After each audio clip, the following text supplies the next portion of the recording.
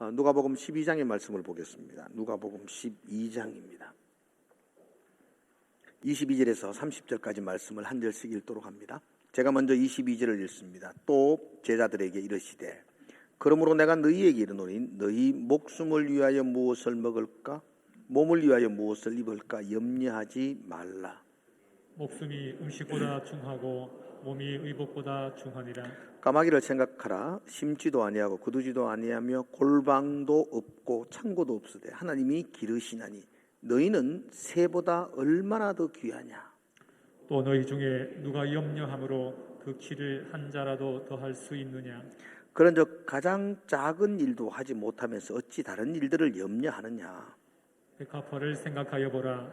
실도 만들지 않고 짜지도 아니하느니라.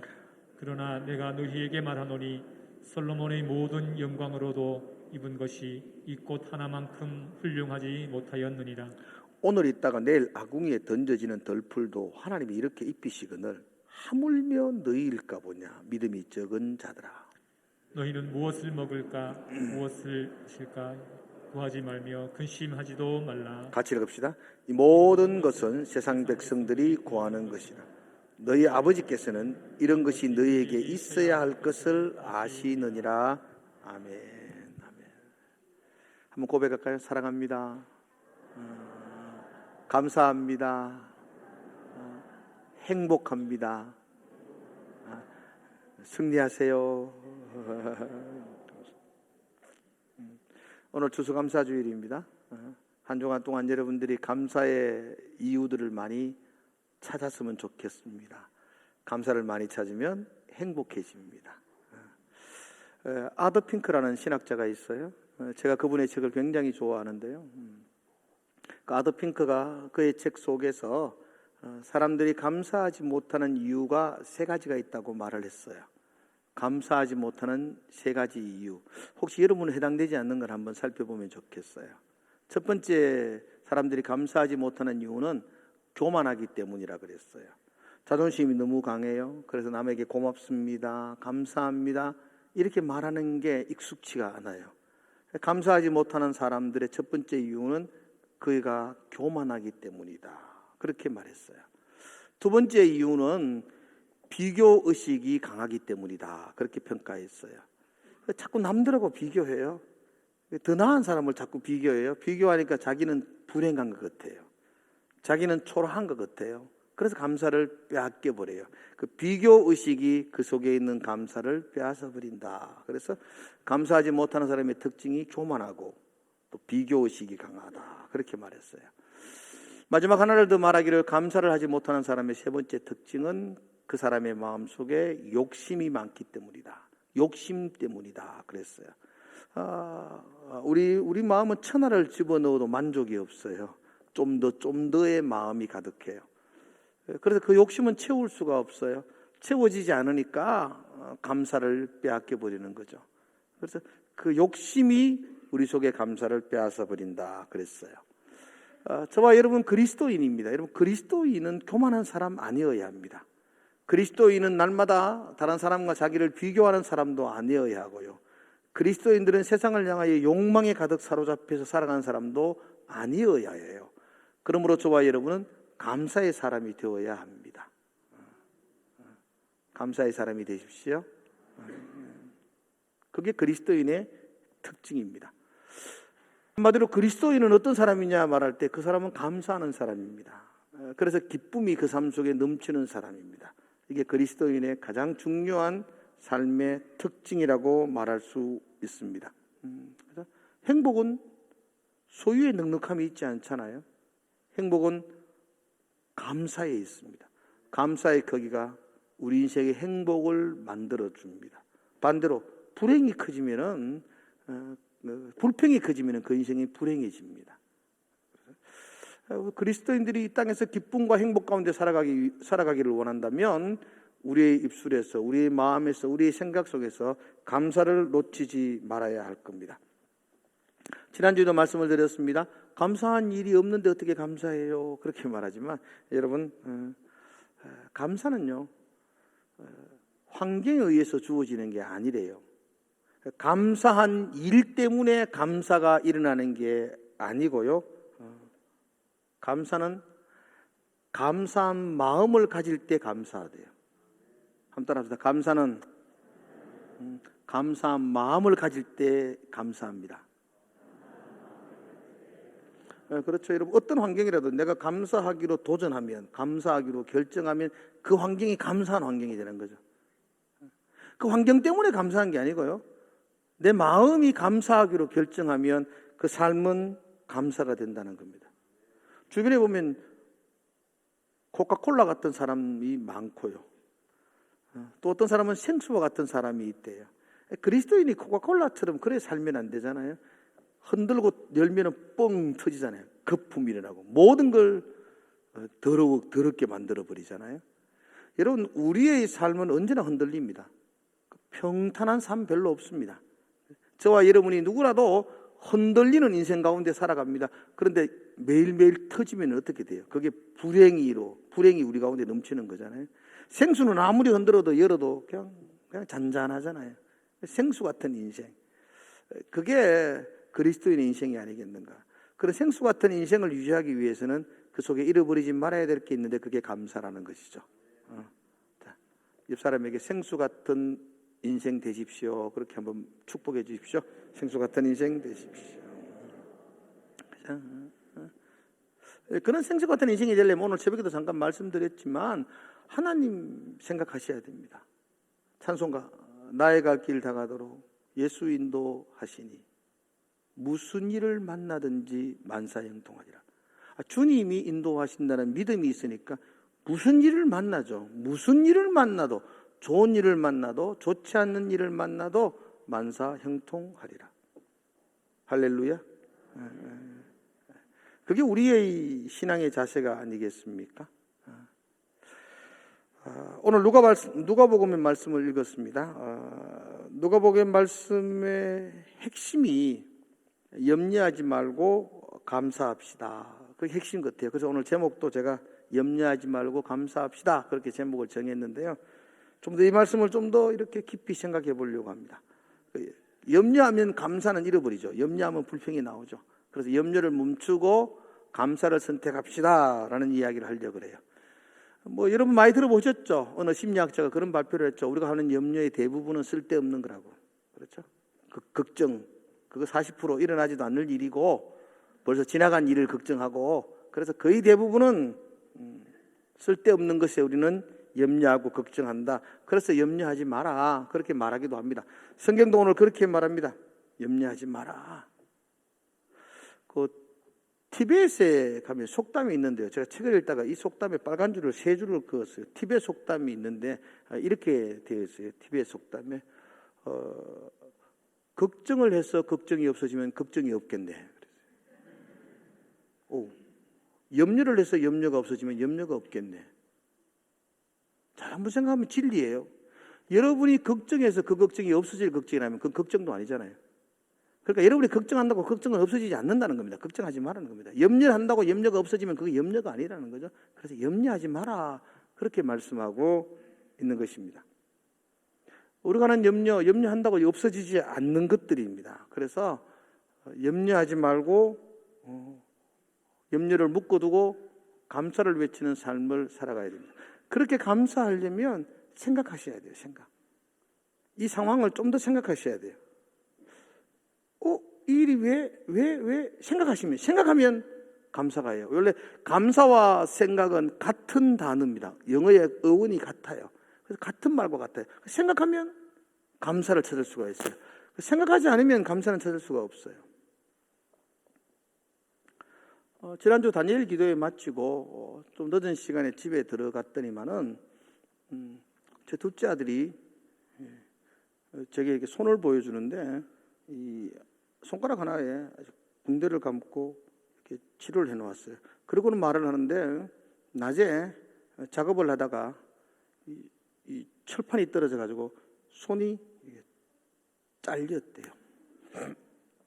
그래서 얼른 주워서 병원에 가서 봉합 수술을 하고 왔다고 그렇게 말하더라고요. 놀라죠? 아들이 일하다가 손이 잘렸대요. 생각을 하셔야 돼요. 아들이 손 잘렸으면 낮에 연락 왔지. 아니, 봉합수술하고 집에 지금 와 있다. 이걸 가리켜서 한마디로 뻥입니다. 뻥. 아닌가? 여러분 생각 안 나요? 작업하다가 뭐 손이 잘려가 봉합수술을 했다 그러면은 벌써 낮에 응급실에서 저한테 전화 왔어요. 지금 뭐 다쳤습니다. 막 왔고 또 밤에 멀쩡히 집에 와가지고 아빠 손 잘렸다 이렇게 말하지 않습니다. 조금만 생각하면 근데 놀란 척 해줘야 될 것 같아가지고 어떻게 참 아프지 그러고 막 걱정하고 제가 한마디 해주었어요. 손가락 붙이는 거는 오촉본드가 제일 잘 붙는다. 아무리 꿈에도 오촉본드 한번 발라야 된다. 그렇게 서로 웃고 뭐 다치긴 다쳤어요. 조금 다쳤어요. 다쳐가지고 요즘 드럼도 못 치고 있잖아요. 다치가 있어가지고 그래서 그렇게 위로하고 조심하자 그러고 끝을 냈어요. 좀 이따 제 아내가 들어왔어요. 우리 아들 똑같이 뻥을 쳤어요. 우리 아들이 똑같이. 우리 아들은 생각이 없어요. 우리 그 이야기를 들어 우리 아내의 반응을 잠깐 한번 보겠습니다. 영상을 준비했습니다. 우리 아들이 거뜩 찍었습니다. 자, 영상. 음성. 제발 좀 이런 거 좀 파닥파닥 나왔으면 좋겠다네.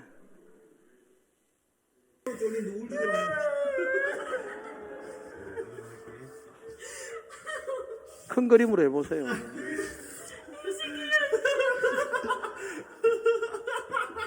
온 가족은 웃고 있어요. 잘 보이나요? 한 번 더 이게 짧은 영상이니까 큰 그림으로 해보세요. 왜? 안 돼요. 막 그만 봅시다. 막. 나왔다.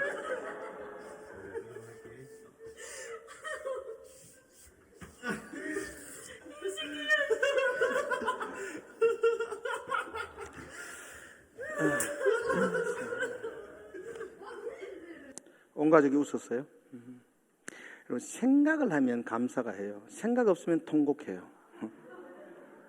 생각이 없으면 절망과 통곡을 가슴에 안아야 됩니다. 여러분 우리 인생의 모든 게 똑같아요. 조금만 생각하면 감사할 것들이 우리에게 참 많아요. 생각과 감사가 같이 움직이는 걸 아셔야 돼요. 오늘 본문도 조금만 생각해 보자고요. 조금만 생각해 보고 본문에 말하고 있는 정말 진의가 무엇인지를 한번 그냥 그동안 알고 있었던 것을 조금만 더 깊이 생각해서 본문을 한번 오늘 보려고 합니다. 22절에 보면 또 제자들에게 이르시되 라고 본문이 시작되어지거든요. 제자들에게 하신 말씀이죠. 그럼 제자들은 우리죠. 우리에게 하신 말씀이니까 이 말씀은 내게 하신 말씀이라 생각하면 됩니다. 주님이 우리에게 오늘 이렇게 말씀합니다. 염려하지 말라. 목숨을 위해서 무엇을 먹을까? 몸을 위해서 무엇을 입을까? 염려하지 마라. 우리에게 그렇게 말씀하고 있습니다. 근데 여러분 가만히 생각해 보십시오. 목숨을 위해서 무엇을 먹을까? 몸을 위해서 무엇을 입을까? 먹을 것, 입을 것은 가장 기본적인 겁니다. 먹을 것, 입을 것에 너 염려하지 말라는 말은 너의 모든 삶의 영역에서 염려하지 말라는 뜻이거든요. 아주 기본적인 것조차도 염려하지 마라. 더 나아가서 네가 지금 모든 영역에서 염려하지 마라, 걱정하지 마라 이렇게 말합니다. 그런데 과연 여러분 저와 여러분들이 하나님 믿고 있지만 신앙생활을 하고 있지만 저와 여러분들이 우리의 모든 영역에서 염려 안 하고 살고 계시나요? 염려 안 하고 살 수 있나요? 저는 이 말씀이 좀 너희는 조금 덜 염려해라, 조금 덜 걱정해라 이렇게 말한다면 제가 충분히 동의를 하겠는데 아무것도 염려하지 마라 그러면은 이게 가능하나? 그죠? 우리가 일상의 삶을 살아가면서 이 땅을 살아가면서 염려와 걱정을 일치하지 않고 그렇게 살아가는 게 그게 가능할까라는 생각을 가지게 됩니다. 근데 예수님은 이어서 이렇게 이야기합니다. 염려하지 말라 말씀하시면서 하늘의 까마귀 봐라. 공중의 새를 봐라. 그 창고도 없고 곡간도 없고 곡식 심지도 않았는데 내가 다 먹이지 않느냐. 뭘 먹을까 염려하지 마라. 들판에 백합화 봐라. 그죠? 그건 길쌈도 안 하고 수고도 안 했지만 내가 다 입히지 않았느냐. 하물며 너희일까 보냐 이래 말했거든요.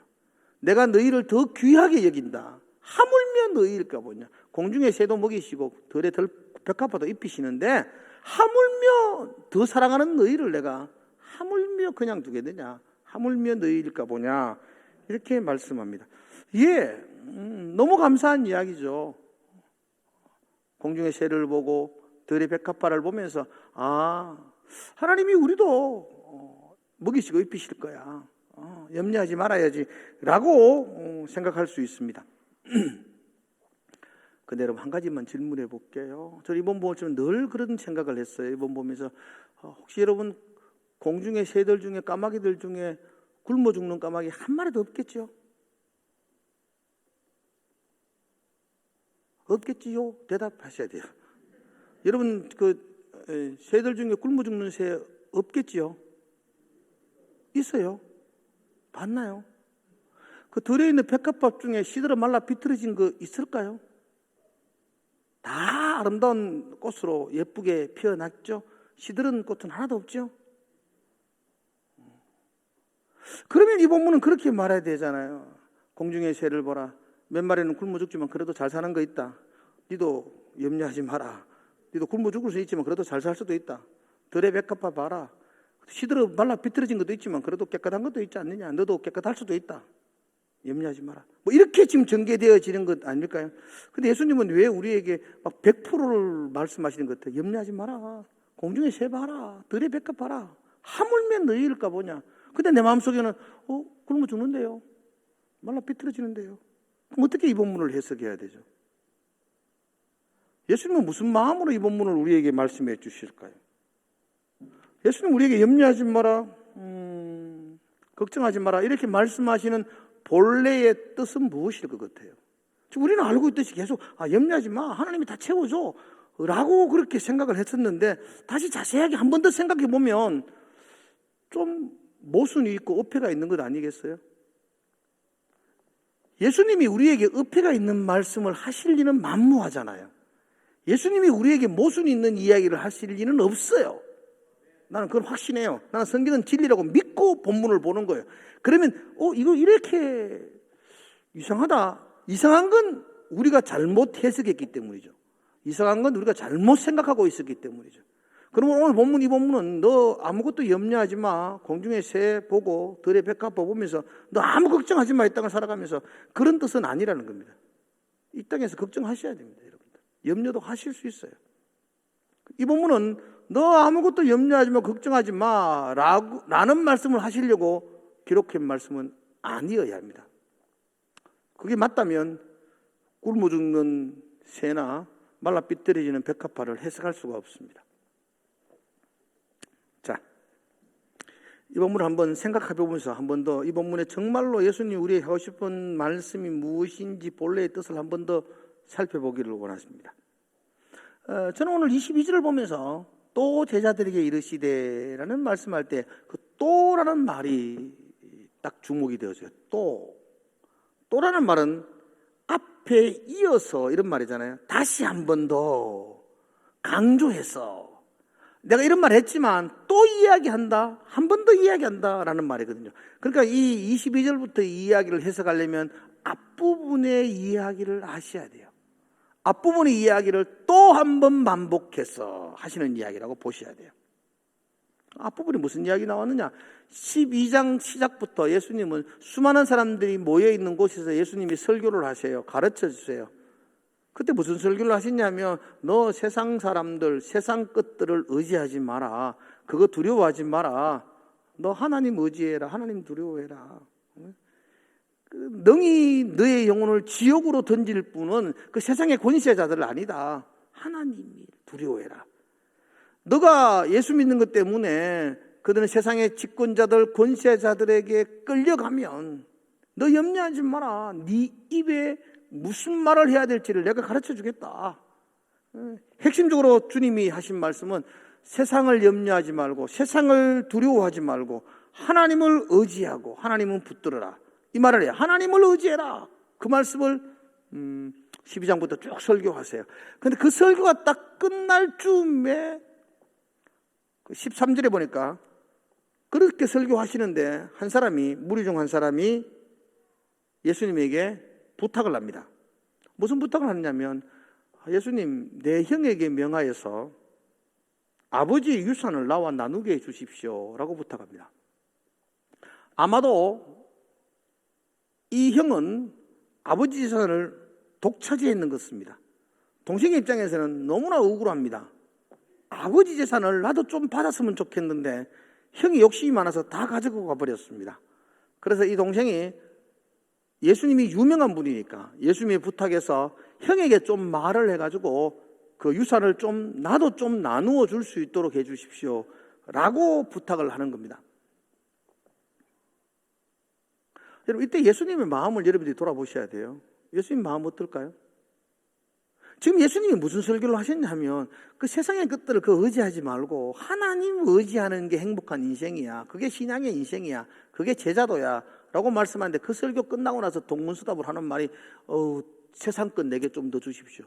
돈 좀 더 받을 수 있도록 좀 해 주십시오. 하나님은 그거 붙들지 말고 하나님 의지하라고 설교하는데, 예수님은 설교가 끝나고 나서 바로 이어서 그거 붙들지 마라 했는 그거 좀 더 내게 달라고 그렇게 당부하니까 예수님 설교는 이 한 사람에게만큼은 헛된 설교를 한 겁니다. 아무런 감동도 주지 못한 설교를 한 거예요.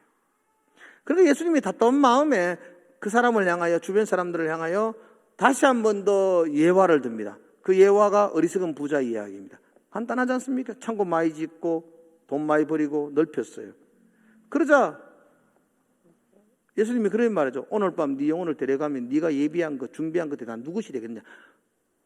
네가 준비하고 수고하고 땀 흘려서 모아놓았던 그 창고, 그 엄청난 것들은 다 누구시 되겠느냐? 그죠? 네가 모아놨던 모든 것들이 누구 것이 되겠느냐라고 말할 때, 요걸 내자로 말하면 쓸데없다 이런 말입니다. 너 일생 쓸데없는 일에 네 마음을 다 쏟았구나. 쓸데없는 일에 너 열정을 다 쏟았구나. 그거 쓸데없는 일이야. 너 영혼 데려가면 그거 쓸데없는 거야. 그렇게 말씀하십니다. 그리고 이어서 오늘 22절 제자들에게 다시 한 번 더 반복해서 또 제자들에게, 그러니까 앞의 이야기를 또 반복하는 겁니다. 무엇을 먹을까? 무엇을 입을까? 염려하지 마. 그거 뭐라고요? 쓸데없는 거야. 이 말은 아무 염려, 아무 걱정하지 마 이런 뜻이 아니고요.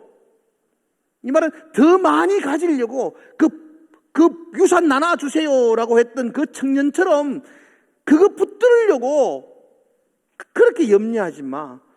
어리석은 부자처럼 창고 더 하나 지으려고 그거 더 많이 쌓아놓으면 내 영혼아 안식을 누리자라고 말하는 그 사람처럼 그 일에 너 어리석게 마음 쏟지 마. 그건 쓸데없는 일이야.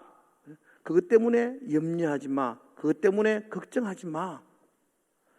공중에 새봐라. 공중에 새봐라. 아무것도 안 하지만 저들은 다 일용할 양식으로 행복하잖아. 들의 백합 봐봐. 솔로몬보다 더 영원롭잖아. 지금 예수님은 이렇게 말합니다. 들의 백합화가 행복하냐, 솔로몬이 행복하냐? 더 많이 가지려고 더 많이 창고를 짓는 어리석은 부자처럼 일생을 그렇게 창고를 지었던 그 솔로몬보다 들의 백합화가 더 아름답고 행복하지 않나? 더 많이 가지려고 하는 그것이 염려와 걱정이 되잖아. 그거 하지 마. 그건 나 쓸데없는 일이야. 그러면서 하나님을 의지해. 하나님을 붙들어봐. 까마귀 봐. 저 많이 창고도 없고 아무것도 없지만 행복하잖아. 창고 많이 지은 부자보다 까마귀 더 행복하잖아. 솔로몬보다 들의 백합화가 더 아름답잖아. 근데 왜 너는 그 창고 더 짓는 일에 염려하고 걱정해? 왜 솔로몬처럼 더 화려한 옷 입으려고 걱정하고 염려해? 그거 하지 마. 그거 하지 마. 나를 의지해, 나를 믿어. 그렇게 말씀하는 겁니다. 그리고 오늘 본문을 마치면서 예수님은 세 가지를 말씀해 주셔요. 첫 번째 했는 일이 하물며 너희일까 보냐. 얼마나 너희들이 더 귀한데. 24절에 말하죠. 저 새들보다 너희들이 더 귀해. 백합보다 너희들이 더 귀해. 하물며 너희일까 보냐. 내가 너희를 더 사랑한다. 응? 어리석은 부자처럼 그렇게 염려하며 살지 마. 내가 너희를 사랑해. 내가 너희를 더 귀하게 여겨. 내가 너를 공중의 새보다 들의 백합보다도 더 아름답고 더 멋진 인생 살도록 하고 싶어. 하물며 너희일까 보냐. 두 번째로는 30절에 이렇게 말하죠. 내가 다 안다. 너에게 있어야 할 것이 무엇인지 내가 안다. 너 염려하지 마. 창고 지려고 회란되지 마. 내가 다 안다. 내가 다 알아. 너희가 무엇을 있어야 할 것인지 내가 다 안다. 그리고 이어서 31절에는 내가 너희에게 더하여 주시겠다. 내가 너희에게 더하여 줄 거다.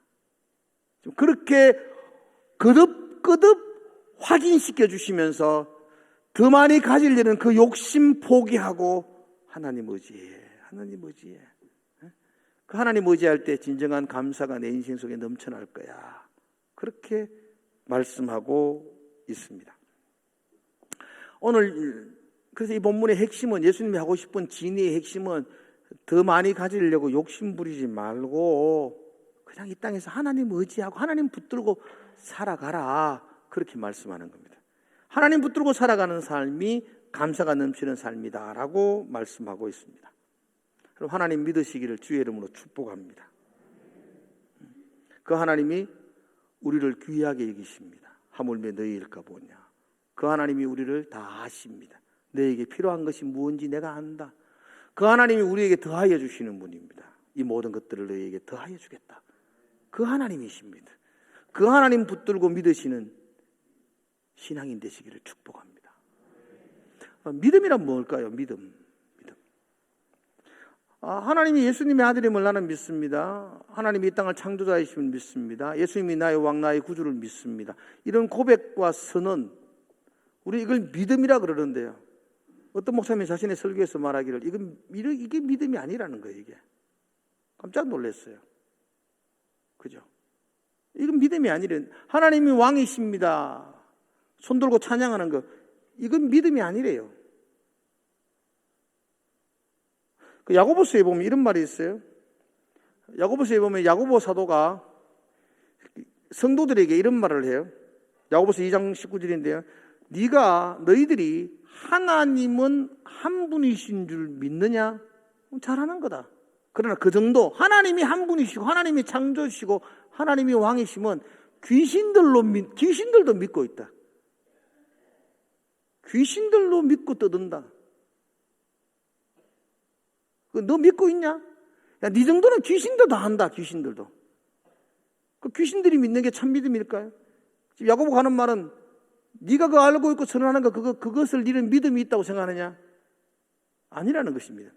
그러면서 성경에 보면 예수님이 이 땅에 오셨을 때 가장 먼저 하나님의 아들임을 고백한 게 귀신들입니다.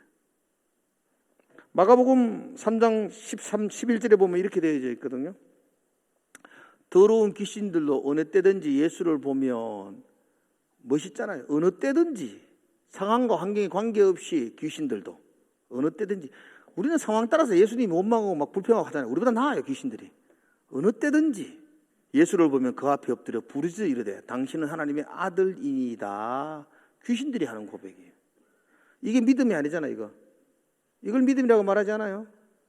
그 귀신들도 그 정도는 다 한다는 것입니다. 그걸 믿음이라고 그거 붙들고 있다고 그거 만족하고 있는 건 그건 믿음이 아니라는 것입니다. 그럼 진정한 믿음이 뭐냐? 이런 이야기를 합니다. 내가 이렇게 밧줄 하나 붙들고 있습니다. 이 밧줄은 명예의 밧줄, 출세의 밧줄, 재물의 밧줄이고 성공의 밧줄이고 세상의 밧줄이죠. 나 이거 붙들고 있습니다. 이거 붙들고 한 발 한 발 올라가고 있습니다. 이 앞에 명예가 있고 이 앞에 성공이 있고 이 앞에 출세가 있고 이 밧줄이 나를 부욕해 하고 이 밧줄이 나를 풍성케 하고 이 밧줄이 내 인생을 지탱해주는 아주 귀한 밧줄입니다. 나는 그거 놓치지 않고 꽉 붙들고 살고 있습니다. 세상 줄을 붙들고 살아갑니다. 한 사람이 나타납니다. 한 사람이 나타나서 나에게 이렇게 이야기합니다. 야, 그 밧줄은 곧 끊어질 거야. 그 밧줄을 붙들고 있으면 떨어져. 끝장이 날 거야. 다른 밧줄을 붙들어야 돼. 예수 그리스도의 밧줄이 있어. 너 이거 붙들어야 돼. 이거 버려야 돼. 이거 놓아야 돼. 그리고 이거 붙들어야 돼. 라고 말해줍니다. 세상의 밧줄을 붙들고 있는 이 청년은 그 말이 맞는 것 같습니다. 자기가 생각해도 이 밧줄은 곧 끊어질 것 같습니다. 이 밧줄은 영원하지 않을 것 같습니다. 자기가 생각해도 이 밧줄이 내 인생을 행복하게 하지 않을 것 같습니다. 그래서 이 밧줄, 영원한 생명 되신 예수 그리스도의 밧줄을 붙들어야 된다는 걸 깨닫게 됩니다. 맞아, 이 밧줄이 맞아. 이 밧줄을 붙들어야 돼. 이 밧줄은 곧 끊어질 거 나도 알고 있어. 그래, 이 밧줄, 이 예수 그리스도 밧줄을 붙들어야 돼. 나도 믿어. 나도 알아. 그래도 이 밧줄 놓을 수가 없습니다. 눈앞에 성공이 있고, 눈앞에 평화, 부귀가 있고, 편안함이 있고, 아는데 이거 놓고 이 밧줄 붙들 용기가 나지 않습니다. 이거 놓으면 천길 낭떠러지로 떨어질 것 같습니다. 이거 놓으면 자신이 그동안 살아왔던 모든 것들이 단절될 것 같습니다. 예, 이 영원한 예수 그리스도의 밧줄을 붙들어야 될 것 같습니다. 예, 알겠습니다. 이거 붙들어야 되는데 이걸 놓을 용기가 없습니다. 믿음은 밧줄을 바꾸는 것입니다. 아무리 알고 아무리 고백해도 여전히 세상의 밧줄을 붙들고 살아간다면 이건 믿음 아닙니다. 결국은 떨어지게 될 것이고 결국은 모든 것들을 물거품처럼 잃어버리게 될 것입니다. 믿음은 아는 게 아니고, 믿음은 선언하는 것도 고백하는 것도 아니고, 손들고 찬송하는 것도 아니고, 믿음은 밧줄을 바꾸는 것입니다. 이거 놓으면 다 잃어버린 것 같고, 이 세상 밧줄 놓으면 떨어질 것 같습니다. 그때 예수님 말씀합니다. 아무것도 염려하지 마. 염려하지 마. 놓아. 걱정하지 마. 공주의 새도 내가 입히셔. 먹이 있어서. 들의 백합화도 내가 입힌다. 이건 놔. 괜찮아. 놓아. 그리고 이거 붙들어. 영원한 생명이 너에게 올 거야. 예수님 그렇게 말합니다. 아무것도 염려하지 마라. 뭘 먹을까 염려하지 마라. 그거 놓는다고 끝나는 것 아니야. 걱정하지 마라. 내가 너를 사랑한다. 하물며 너일까 보냐. 내가 너에게 필요한 게 뭔지 안다. 내가 너에게 더하여 줄 거다. 나를 믿어. 나를 믿고 밧줄을 바꾸어라. 하나님 믿으시기를 축복합니다. 그 믿음이 있을 때 감사할 수 있습니다. 믿음이 없으면 불안합니다. 놓을 수가 없습니다. 믿음이 없으면 초조합니다. 놓으면 죽을 것 같습니다. 두렵습니다. 하나님 믿으면 밧줄을 바꿀 수 있습니다. 그러면 행복할 수 있습니다. 그 인생에 감사가 넘쳐날 수 있습니다. 믿음은 밧줄을 바꾸는 것입니다. 여전히 세상 줄 붙들고 손들고 찬송한다고 그게 믿음이 아니고요. 멋진 고백한다고 그게 믿음이 아니고, 믿음은 놓으면 두렵습니다. 걱정됩니다. 그런데 걱정하지 말고 염려하지 말고 밧줄을 바꾸는 거예요. 내가 너를 사랑한다. 내가 너를 더 안다. 내가 너에게 더하여 줄 거야. 나를 믿고 밧줄을 바꾸어. 염려하지 마. 떨어질 걸 염려하지 마. 나를 믿고 밧줄을 바꾸어. 그럴 때 우리는 감사할 수 있습니다. 오늘 누가복음 12장은 그 이야기하고 있는 겁니다. 너 세상 살면서 아무 염려하지 말고 아무 걱정하지 말고 그러고 그렇게 살아가, 이런 뜻이 아니고, 세상 줄을 놓을 때의 두려움과 걱정 그것 떨쳐버리고 하나님 믿는 그 믿음의 길을, 온전한 그 믿음의 길을 선택해라. 그럴 때 너에게 진정한 감사가 있을 것이다. 오늘 성경은 말합니다. 내가 너를 사랑한다. 이것들보다 더 너를 귀하게 여긴다. 하물며 너희일까 보냐. 또 말씀합니다. 너에게 있어야 될 것을 내가 다 알고 있다. 내 아버지께서 그렇게 말씀하십니다. 또 약속해 주십니다. 더하여 줄 거야. 여러분, 이렇게 말씀하시는데 우리에게 더 필요한 게 뭐 있겠습니까? 이렇게 말씀하시는데 이걸 놓을 용기가 없겠습니까? 염려하지 말고 놓으시고 주 예수 그리스도를, 그 하나님을 다시 붙드시는 저와 여러분 되기를 주의 이름으로 축복합니다. 그럴 때 진정한 우리의 삶에 감사가 넘쳐날 것이고, 그 감사가 넘쳐날 때 진정한 신앙의 길을 걸어가는 것일 것입니다. 오늘 이 말씀이 여러분들에게 힘이 되고, 그죠? 담대하게 놓을 수 있는 용기가 되고, 감사를 도전할 수 있는 그런 계기가 되시기를 주의 이름으로 축복을 드립니다. 기도하겠습니다. 이 세상의 그 무엇보다도 나를 귀하게 여기시는 하나님, 내가 뭘 필요한지를 아시는 하나님, 그리고 나에게 더한 것들을 주시겠다고 약속하시는 하나님, 내가 그 하나님을 믿고 세상 줄을 놓는 것에 대해서 두려움과 염려를 묶어버리게 하시고, 그 하나님 의지하고 붙들고 감사하며 찬송하며 나아갈 수 있게 하여 주시옵소서. 말씀을 깊이 생각하고, 그리고 그 속에서 하나님의 은혜를 찾으며 감사할 수 있는 우리의 삶이 되게 하여 주시옵소서. 예수님 이름으로 기도드리옵나이다. 아멘.